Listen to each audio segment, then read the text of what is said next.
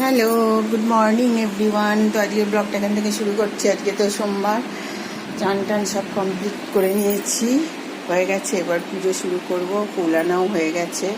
তো সকালে যা যা কাজ সব কমপ্লিট করে নিয়েছি। এখন হবে আজকে প্রথমে ছাদে যাব, জামা কাপড় মেলবো, তারপরে হচ্ছিল পুজোটা শুরু করব।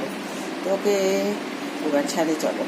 চলে এসেছি ছাদে জামা কাপড় মেলতে। দেখো আজকে আমাদের কেমন ওয়েদার।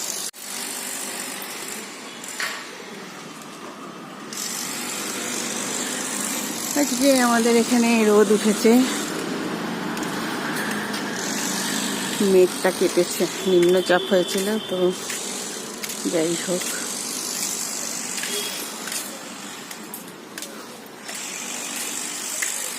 জল ভর্তি দিয়েছি, গাছে একটু জল দেবো। জলটা ভরুক, গাছগুলোকে জল দেবো, তুলসী পাতা তুলবো।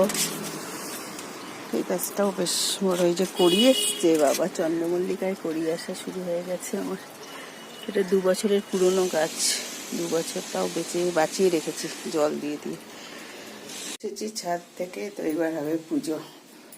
গরম ষোলোয়ানা আছে, তো পুরো ঘেমে গেছে। একটু রূপচর্চা করে নিই, একটু অ্যালোভেরা জেল এটা একটু লাগাবো মুখে, তারপরে হচ্ছিল পুজো করবো।